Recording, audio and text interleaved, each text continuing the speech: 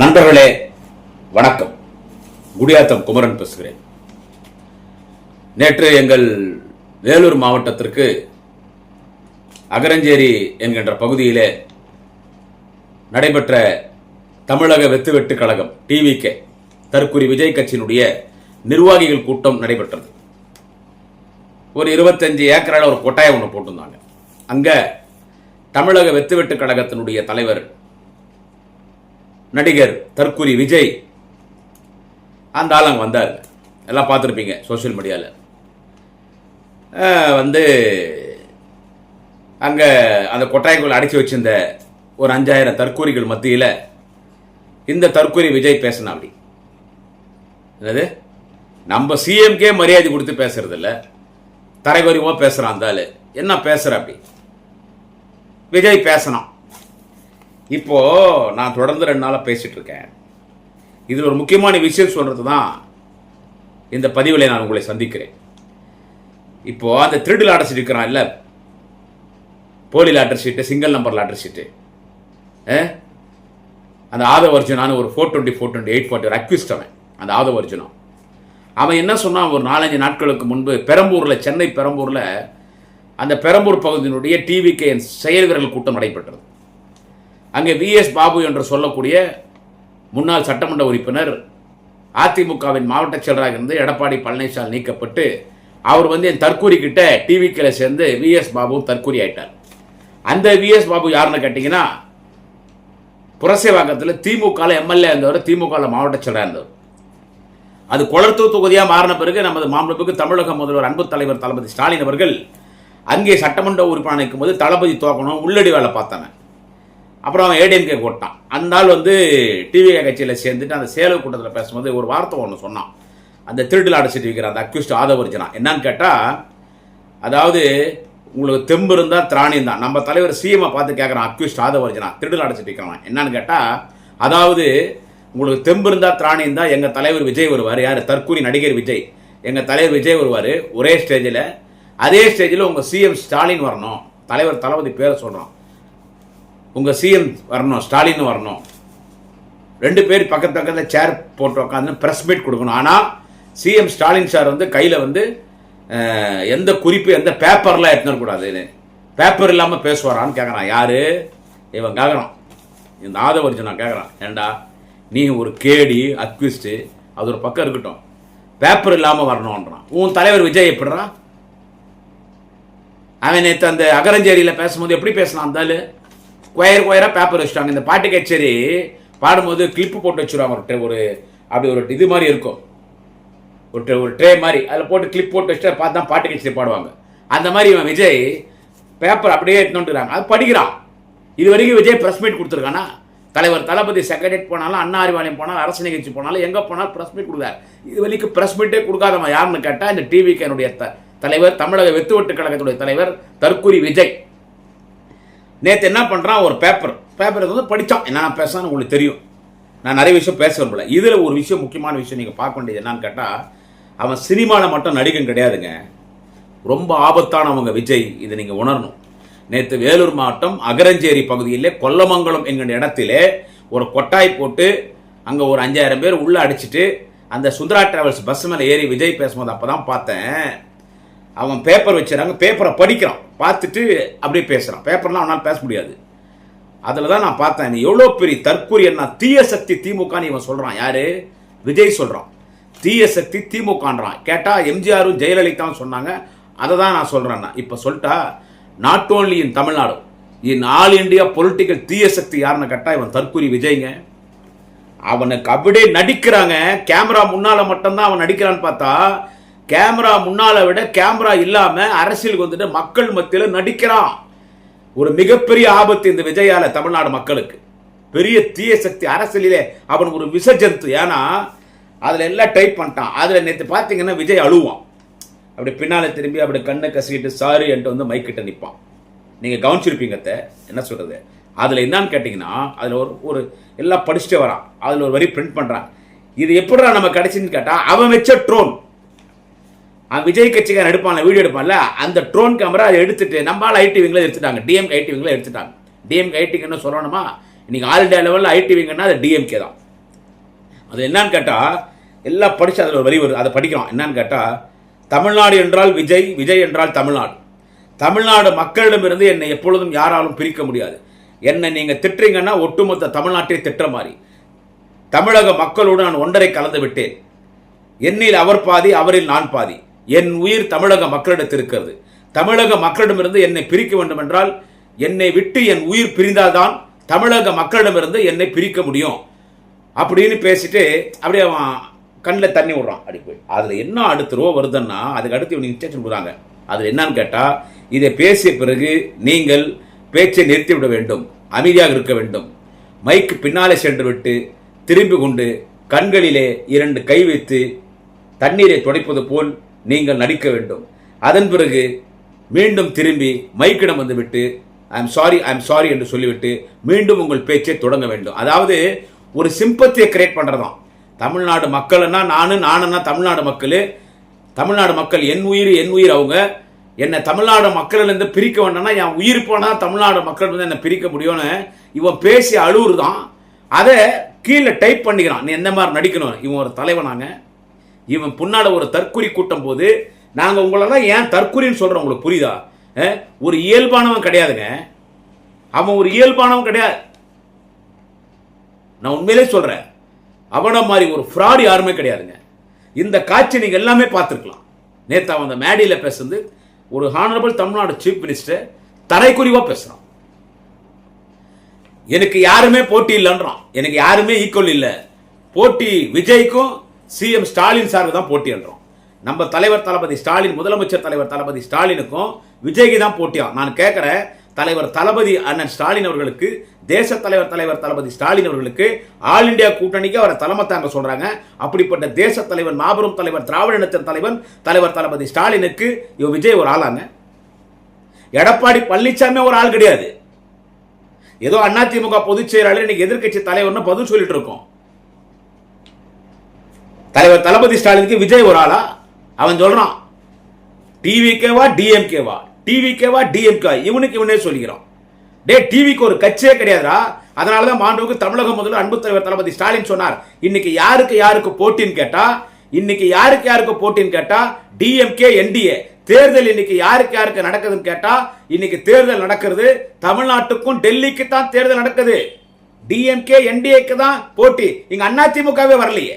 ஏனென்றால் அதிமுகவில் எதிர்கட்சி தலைவர், அதிமுக பொதுச் செயலாளர் எடப்பாடி பழனிசாமி கொடநாட்டில் அவர் செய்திருக்கிற கொலை, கொள்ளை, ஊழல், இதனால் இன்றைக்கு இடி அமலாக்கத்துறையிடம் சிக்கி தவித்துக் கொண்டிருக்கிறார். அதனால தான் அமித்ஷா மிரட்டி இப்ப பிஜேபியில் கூட்டணி சேர்ந்து இன்னைக்கு பிஜேபி கிட்ட அடிமையா இருக்கார் எடப்பாடி பழனிசாமி. எல்லாரும் அடிமை. எனவே அதிமுக ஈக்குவல் இல்ல. இன்னைக்கு என்டிஏ டிஎம்கே தான் போட்டி. ஏன் தலைவர் தளபதி, மாண்புமிகு தமிழக முதல்வர் தலைவர் தளபதி அவர்கள் தமிழ்நாடுக்கும் டெல்லிக்கும் போட்டின்னு ஏன் சொல்றாரு? இவன் கேட்கறான், விஜய் தற்குறி, இந்த நடிகர் விஜய் கேட்கறான். என்னன்னு கேட்டா, இது என்ன ஆகும்னா, சிஎம் ஸ்டாலின் சார் வந்து தமிழ்நாடுக்கும் டெல்லிக்கு தான் போட்டி, தமிழ்நாடு டெல்லி தான் போட்டி என்றாரு. டெல்லி என்ன பார்லிமெண்ட் எலெக்ஷன் பண்ணா பிரைம் மினிஸ்டர் எலெக்ஷன் வரப்போதா? இவர் என்ன பிரைம் மினிஸ்டர் நிக்க போறாரா? இவர் என்ன பிரைம் மினிஸ்டர் ஆக போறானா? அதை கொழு பிடிச்சவன் கேட்கறான். அந்த தற்குறி அவன் விஜய் கேட்கறான், டேய் நான் விஜய்க்கு சொல்றேன், பிரைம் மினிஸ்டர் ஆகுறது பெரிய விஷயம் இல்லை, ஆனா ஒரு பிரைம் மினிஸ்டர் உருவாக்குறது தான் பெரிய விஷயம். பல பிரதமர்களை உருவாக்கியவர் தலைவர் தளபதியின் தந்தை, நம் தமிழினத்தின் தந்தை முத்தமிழர் டாக்டர் கலைஞர். ஓய்வுக்கே ஓய்வு கொடுத்து விட்டு மெரினாவில் இன்றைக்கு ஓய்வெடுத்துக் கொண்டிருக்கிற தலைவர் கலைஞர் தான் இந்த நாட்டில் அன்னை இந்திரா காந்தி அவர்களை பிரதமராக்கினார், விபி சிங் அவர்களை பிரதமராக்கினார், ஐக்கிய குஜரால் அவர்களை பிரதமராக்கினார், தேவேகவுடா அவர்களை பிரதமராக்கினார், மன்மோகன் சிங் அவர்களை பிரதமராக்கினார், வாஜ்பாய் அவர்களை கூட தலைவர் கலைஞர் தான் பிரதமராக்கினார். எனவே கலைஞர் வரிசையில் இன்றைக்கு தலைவர் கலைஞரின் இதயத்தை இரவலாக பெற்றிருக்கிற வாழும் கலைஞர், இரண்டாம் கலைஞர் நம் தலைவர் தளபதி தான் அடுத்த பிரதமரை உருவாக்க போகிறார். இந்த முறையை நம்ம பிரதமரை உருவாக்கியிருப்போம். தமிழ்நாட்டில் ஐஎன்டிஏ கூட்டணிக்கு தலைவர் தளபதி பெற்று தந்த 40 நாடாளுமன்றம் தொகுதியை வெற்றி பெற்று அதை ஐஎன்டிஏ கூட்டணியிடம் டெல்லியில் ஒப்படைத்தார். ஆனால் தமிழ்நாட்டில் ஐஎன்டிஏ கூட்டணி, திமுக கூட்டணி கிடைத்த வெற்றி மற்ற மாநிலங்களில் கிடைக்காத காரணத்தால் மோடி 3வது முறை பிரதமர். ஆனால் அடுத்த பிரதமரை உருவாக்க போகிற தலைவர் நம்முடைய தலைவர் தளபதி ஸ்டாலின். இதெல்லாம் இவனுக்கு என்ன தெரியும்? என்னத்துக்கு டெல்லிக்கு தமிழ்நாடுக்கு போறோம்? இந்த திராவிட மண்ணை ஆரிய மண்ணாக மாற்றுவதற்கு துடித்துக் கொண்டிருக்கிறான் பிஜேபி, ஆர்எஸ்எஸ். இது உனக்கு தெரியுமா? நான் தற்கூரி விஜயை கேட்கிறேன். இந்த தேர்தல் டிவிகேக்கும் டிஎம்கேக்கு தான் இது ஒரு வாருன்னு சொல்றிய. ஓடி போடுறா, தூரம் ஓடி போடுறா தம்பி, தூரம் ஓடு. இங்கே நடைபெறுகிற போர் ஆரியத்துக்கும் திராவிடத்திற்கும். 2026 தமிழ்நாடு சட்டமன்ற பொது தேர்தல் ஆரியத்துக்கும் திராவிடத்திற்கும் நடைபெறுகிற போர். மீண்டும் திராவிட மண்ணை பாப்பா ஆர்கனிப்பா, மீண்டும் திராவிட மண்ணை பாப்பா அபகரிக்க பார்க்கிறான், திராவிட மண்ணை ஆக்கிரமிக்க பார்க்கிறான், திராவிட மண்ணை ஆரிய மண்ணாக மாற்ற பார்க்கிறான். அதனால்தான் பிஜேபி, அண்ணா திமுக. விஜய் மட்டும் யாரு? இவனே பிஜேபி ஸ்லீப்பர் செல் தானே. இவனே விஜய் யாரு? தமிழக வெத்து கழக டிவிக்கு இவனுங்களே யாரு? பிஜேபி பி டீம் தானே. அதனாலதான் செங்கோட்டம் போய் டெல்லியில் அமித்ஷா பார்த்த போது நீ போய் விஜய் கிட்ட போய் அவன் கட்சியில சேர்ந்துக்கோ, நடிகர் கட்சியில சேர்ந்துக்கோ, அது பிஜேபி பி டீம் தான். அவன் என்னுடைய லேபர். எப்படி எடப்பாடி பழனிசாமி லேபரோ அந்த மாதிரி விஜய் லேபர் தான். நீ போய் அங்க சேர்ந்துக்கோ, நாளைக்கு எல்லாம் ஒன்னாயிரம் அமிச்சோம் தானே. உங்க மூலியமா இந்த மண்ணை திராவிட மண்ணை ஆரிய மண்ணா மாத்தா பிஜேபி RSS முயற்சிக்கிறான். அவன் இந்த மண்ணை பிடிச்சிட்டானா நாம் பெற்ற சலுகைகள் அனைத்தையும் இழக்க வேண்டியது இருக்கும். எந்த இடஒதுக்கீட்டு கிடையாது. 100 ஆண்டுகளுக்கு முன்பு நாம் எல்லாம் எப்படி ஆடு மாடுகள் போல் குனிந்திருந்தோமோ, தொட்டால் தீட்டு பார்த்தால் தீட்டு, அந்த நிலைமை திரும்பி வரும். எல்லா டிபார்ட்மெண்ட்ல பாப்பான் தான் இருப்பான், நம்மளை சூத்திரன் தூரத்திடுவான். அதனால்தான் ஆரியத்திற்கும் திராவிடத்திற்கும் இந்த தேர்தல், டெல்லிக்கும் தமிழ்நாடுக்கும் தேர்தல், தமிழ்நாடுக்கும் டெல்லிக்கும் தேர்தல் தலைவர் தளபதி அவர்கள் சொல்லி இந்த தேர்தலை சந்திக்கிறார். இவன்லாம் வந்து அவன் நடிச்சான் பாருங்க பேப்பர் வச்சுன்னு, நீ இப்படி நடிக்கணும்னே பிரிண்ட் பண்ணிக்கிறான். அதை பார்த்து அழுவோன்றான், அந்த பேப்பர்ல பார்த்துட்டு அழுகுறான். மூஞ்ச போய் கண்ணை போட்டு கசக்குன்னு அந்த பேப்பர்ல பிரிண்ட் பண்ணிக்கிறான், கண்ணை போட்டு கசக்கிறான். மைக்கில் இருந்து தூரம் போறான். இதெல்லாம் நீங்க யோசிக்கணுங்க. இது எவ்வளவு பெரிய தீய சக்தி, எவ்வளவு கேடி, எவ்வளவு 420 420 840 ஒரு நடிகை இருக்கான். தமிழ்நாடுனா நானா தமிழ்நாடுறான். தமிழ்நாட்டு மக்களுக்காக அந்த வேலூர் அகரஞ்சேரியில் நீ பேசின தமிழ்நாடு மக்களுக்காக நீ செஞ்ச நன்மை என்ன? கொரோனால வெளியே வந்தியா? மக்கள் வெள்ளத்தால் பாதிக்கப்பட்ட போது வெளியே வந்தியா? அதுக்கு அந்த கட்சியின் பொதுச் செயலாளர் அந்த பாண்டிச்சேரி புரோட்டா கடை மாஸ்டர் அந்த புஷி ஆனந்த அந்த ஆள் என்னடா சொல்றான்னு கேட்டா, அவர் இட்டுன்னு போறதும் ரொம்ப கஷ்டமாகுதுங்க. அவர் இட்டுன்னு வந்தா நிறைய கூட்டம் வருதுங்க, அவர் இட்டுன்னு போனா நிறைய கூட்டம் வருதுங்க. எப்படிங்க இட்டுன்னு வருது? அவர் இட்டுன்னு வரட்டானா இட்டுன்னு வராத, வீட்லயே விட்டுரு. அப்புறம் என்ன கட்சி ஆரம்பிச்ச? அவர் வந்தா கூட்டம் கொடுத்தா அப்புறம் என்ன கட்சி ஆரம்பிச்ச?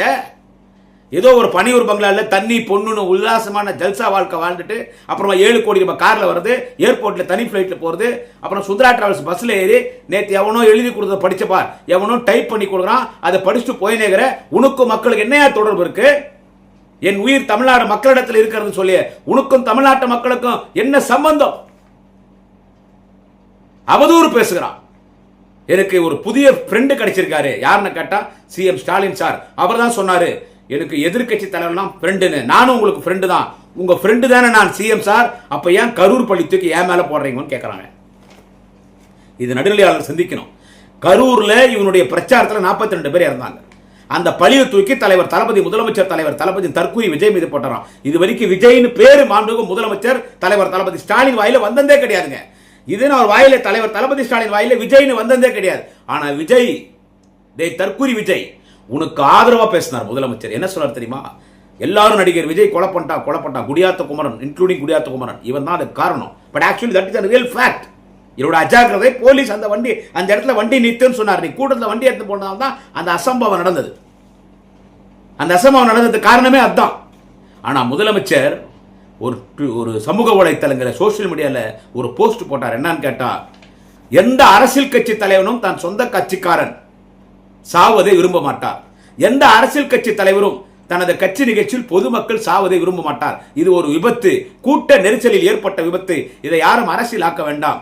சமூக வலைத்தளங்களில் நீங்கள் அவதூறு செய்திகளை பரப்ப வேண்டாம். நாம் அந்த உயிரிழந்த குடும்பங்களுக்கு ஆதரவாக இருப்போம்னு விஜய்க்கு சப்போர்ட் பண்ணார். ஆனா இந்த விஜய் என்ன பண்றான்? தற்குறி தமிழக வெத்து கழக தலைவர் இந்த தற்குறி விஜய் என்ன பண்றான்னு கேட்டா, அந்த பழி தூக்கி ஏன் மேல போடுறேன். இவர் முதலமைச்சர் அட்டாக் பண்ணி பேசிட்டா இவர் அப்படியே பயங்கரமா வளர்ந்துருவாராம். இவர் முதலமைச்சர் அட்டாக் பண்ணி பேசிட்டா இவர் பயங்கரமா வளர்ந்துருவாராம். இப்படி நேற்றுக்கு வேலூரில் நடைபெற்ற கூட்டத்தில் இவன் பேசிய அவதூறுகள் என்னவென்னு கேட்டா, எல்லா கட்சி தலைவர்களும் சேர்ந்து ஒருத்தர் தான் எதிர்க்கிறாங்களாம். தமிழ்நாட்டில் எல்லா கட்சி தலைவர்களும் சேர்த்து ஒருத்தனை தான் எதிர்க்கிறாங்க. யார? என்னன்றான் விஜய். அவன் தற்கொலை சொல்கிறான், என்னதான் எல்லாரும் எதிர்க்கிறாங்கன்னு. உனக்கு ஏதோ பதில் சொல்லமேன்றதுனால உனக்கு பதில் சொல்றாங்க. நீ ஒரு ஆளே கிடையாது. ஒரு தொகுதியிலும் டெபாசிட் வாங்க மாட்டேன். கேப்டன் விஜயகாந்த் அவராவது முதல் தேர்தலில் ஜெயிச்சார், நீ அதுவே ஜெயிக்க மாட்ட. நான் சொல்றது நடந்தது, நான் சொல்றது எழுதி வச்சு நடக்கதா இல்லைன்னு. சட்டமன்ற தேர்தல் முடிவு வந்துட்டே இருக்கங்க. ஒரு 12 மணிக்கெல்லாம் தெரிஞ்சிடும் யார் ஆட்சி அமைக்கிறாங்கன்னு, 1 மணிக்கெல்லாம் தெரிஞ்சிடும். இவன் அட்ரஸ் இருக்க மாட்டான். தனி ஃபிளைட்ல ஒரு 5-6 ஃபாரின் பாட்டில் தூக்கி போட்டு அவன் ஆசை நாயகிகளை ஃபிளைட், அவனோட ஆசை நாயகிகளை ஃபிளைட்ல ஏற்றிக்கின்னு எஸ்கேப் ஆயிடுவான். எஸ்கேப் ஆகி நடக்கதா இல்லையான்னு பாருங்க. கட்சியை கலைச்சாலும் கலைச்சிருவான். சரி, இன்னொன்னு சொல்றேன், அப்பித்தவரி நெருப்புன்னு சொன்னா வாய் சூடாது. அப்பித்தவரி எம்எல்ஏ ஜெயிக்கிறான்னு வச்சுக்கோ, ஒரு தொகுதி ஒரு பேச்சுக்கு சொல்றேன், ஜெயிக்கிறான்னு வச்சுக்கோ. விஜயகாந்த் வந்தார் அசம்பிளிக்கு, பேசினார் ஒரே எம்எல்ஏ இருக்கும்போது. இவன் ஜெயிச்சு அடுத்த நிமிஷம் பதவி ரிசைன் பண்ணிடுவான். அசம்பிளிக்கெல்லாம் வரமாட்டான், அசம்பிளிக்கெல்லாம் வரமாட்டாங்க, ரிசைன் பண்ணிடுவான். இவன் பின்னால தான் ஒரு கூட்டம் நிற்குது, இவன் பின்னால தான் ஒரு கூட்டம் நிற்குது. இது திராவிட மாடல் அரசு இல்லை, இது அல்டாப் மாடல், இது காமெடி மாடல்னு கேலியும் கிண்டலும் பேசுறான். இவனை ஏங்க திட்டக்கூடாது? அடுத்து என்ன சொல்றான், அண்ணா அறிவாலய பக்கத்தில் யார் நடந்து போனாலும் இல்ல அண்ணா அறிவாலயத்துக்கு வெயிலுக்கான நிழலுக்கு நின்னா உடனடியாக முதலமைச்சர் சிஎம் ஸ்டாலின் சார் அறிவாலயத்துக்குள்ள கூப்பிட்டு எங்க கூட கூட்டணி வாங்கன்னு சேர்த்துக்கிறாரு. அண்ணா அறிவாலயத்துக்கு முன்னால போறவங்க, அண்ணா அறிவாலயம் எதிர்க்க அந்த ரோட்ல நடந்து போறவங்க எல்லாம் கூப்பிட்டு கூட்டணி சேர்த்துக்கிறாரு. இது ஒரு கல்லாப்பட்டி கூட்டணி என்றான். இவனை என்னங்க பேசுறது? கெட்ட வார்த்தை ஒருமா வராதா? காலுகிற சிற்ப கேட்டு விஜய மடிக்க மடிக்க அடிப்பேன்னு சொல்ல தோணுது, சொல்லலாம், தப்பு இல்லை. கல்லாப்பட்டி கூட்டணியா? நீ என்னடா, நீ கல்லாப்பட்டியில ரொப்பல 2000 கோடி வாங்கி நீ பிஜேபி தானே கட்சி ஆரம்பிச்ச? பிஜேபி 2000 கோடி கொடுத்துதாடா கட்சி ஆரம்பிச்ச. நீ கல்லாப்பட்டி ரொப்பல. இன்னைக்கு இருக்கிற அமைச்சர்கள்லாம் நீங்க அமைச்சர் ஆகிறதுக்கு முன்னாடி உங்க சொத்து கணக்கை காட்டு, இப்போ சொத்து கணக்கு காட்டுன்றேன். நான் கேட்கிறேன், நீ நடிகர் ஆயன எல்லாம் நடிக்க ஆரம்பிச்சல, அதுல இருந்து இது வரைக்கும் எத்தனை படம் நடிச்சிருக்க? ஒரு படத்துக்கு எவ்வளவு சம்பளம் வாங்கின கணக்கு கொடுறா. இவன் வாங்குற சம்பளம் ஒண்ணு, கொடுக்குற கணக்கு ஒண்ணு. இன்கம் டாக்ஸ்ல போய் கணக்கு போட்டு ஒயிட் மணி விட பிளாக் மணி அதிகமா வச்சிருக்கான் லண்டன்ல பல ஆயிரம் கோடி. அந்த கணக்கை நீ முதல்ல கொடுறா. நீ அரசியலிலும் பொது வாழ்க்கையிலும் சினிமாவிலும் நீ தூய்மையானவனாக இருந்தால் தான் மற்றவரை பார்த்து கேள்வி கேட்க வேண்டும். ஒரு வீட்டில் எனக்கு ஓட்டுக்குதுன்றியா? முதல்ல உன் வீட்டில் ஓட்டுக்குதா? உன் பொண்டாட்டிக்கு லண்டன்ல ஓட்டுக்குது, உன் பொண்ணுக்கு கனடா ஓட்டுக்குது, உன் பையனுக்கு ஓட்டே இல்லை. இப்படி நேற்று அகரஞ்சேரி ஒன்று பேசிய செய்தியெல்லாம் என்னன்னு பார்த்தீங்கன்னா அவதூறா பேசுறான். முதல்ல ஒரு கதை ஒன்று சொன்னான். என்னன்னு கேட்டால் அந்த கதை வந்துட்டு, அதாவது ஒரு ஒரு கிராமத்துக்குள்ள ஒரு ஜல்லிக்கட்டு காளை, காட்டுல இருந்து ஒரு ஜல்லிக்கட்டு காளை ஓடி வந்துருமா. காட்டுல எப்படா ஜல்லிக்கட்டு காளை இருக்கும்? இவன் சொல்றான், அந்த ஜல்லிக்கட்டு காளையை யாராலும் அடக்க முடியாது. அந்த ஊர்ல இருக்கிற ஜல்லிக்கட்டு வீரர்களும் அடக்க பார்த்தாங்க, முடியல, எல்லாரும் தூக்கி போட்டுடுச்சு, ஊரே பயந்து போச்சு. அப்போ ஒரு சின்ன பையன் அங்க நின்னான்.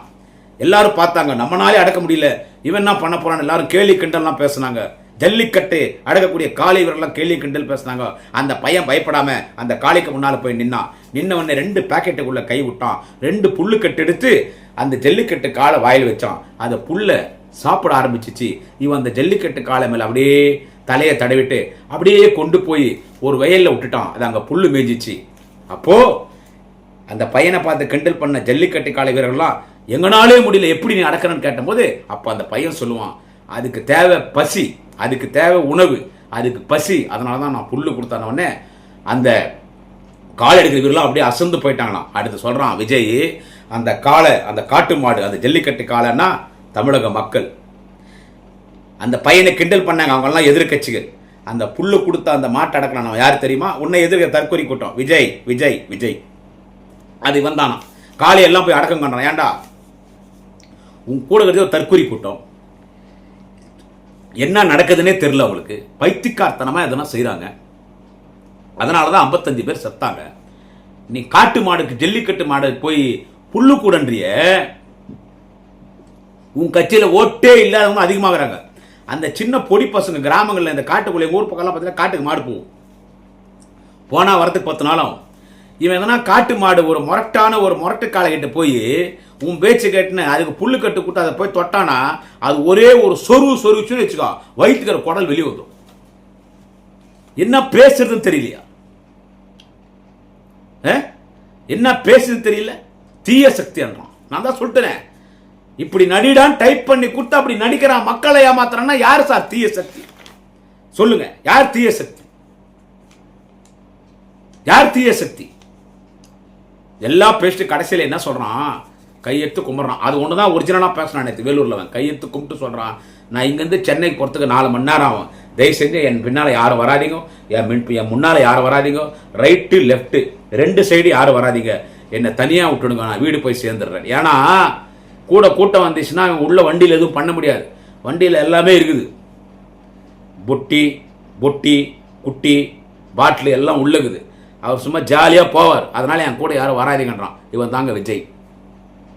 உங்கள் விஜய் உங்கள் விஜய் உங்கள் விஜய் வருவான், உங்கள் விஜய் உங்கள் விஜய் உங்கள் விஜய் வருகிறான், உங்கள் விஜய் வருகிறேன். எதுக்கு வரான்? இதுக்கு தான் வர்றது, இதுக்கு தான் வருது. ஒரு ஜல்சா பாட்டி, ஒரு ஜல்சா பண்ண. நீங்கள் பெண்கள் எல்லாம் நேற்று அந்த டூ வீலரில் பார்க்குறோம், பின்னால் வந்து கீழே உளுந்து எந்திரிச்சு போகிறீங்க. இதெல்லாம் தேவையாம்மா உங்களுக்கு? இதெல்லாம் தேவையா?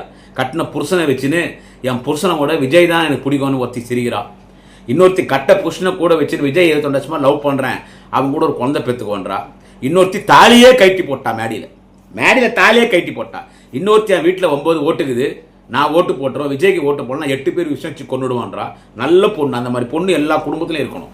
இன்னொருத்தி என்ன சொல்கிறா, நான் இப்போ தான் எக்ஸாம் எழுதிட்டு வந்துக்கிறேன், அது ஃபெயில் ஆகிட்டா கூட பரவாயில்லை, இன்னொரு எக்ஸாமுக்கு போனால் நான் போக மாட்டேன், விஜய் கிட்ட தான் இருப்பேன், நான் ஃபெயில் ஆகிட்டா எனக்கு விஜய் தான் முக்கியன்றா.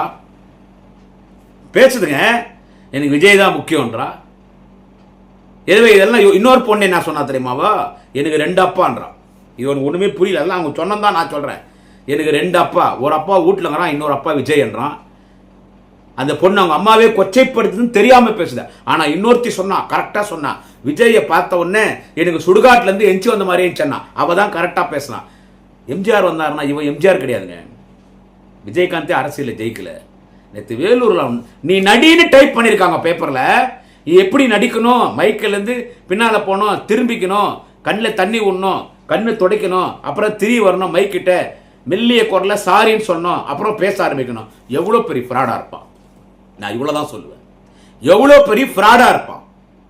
எழுதி வச்சுங்க, அவன் தோப்பான், கட்சி கலைப்பான். சப்போஸ் ஒருவேளை அவன் மட்டும் ஜெயிச்சானா அடுத்த நிமிஷம் எம்எல்ஏ பதவி ரிசைன் பண்ணிடுவான். ஒரு இளைஞர் கூட்டம், இளம் பெண்கள் கூட்டம், அவன் பின்னால போய் உங்க வாழ்க்கையை சீரழிச்சுக்கிறீங்க. அவன் மோசமானவன், உண்மையான தீய சக்தி. அந்த தமிழக வெத்துவெட்டு கழகத்துடைய வெத்துவெட்டு பையன், அந்த போக்கிரி பொறுக்கி விஜய் தான். மனசுல வச்சுங்க. நன்றி, வணக்கம். நாளை இன்னொரு பதிவிலை சந்திக்கிறேன். குடியாத்தம் குமரன்.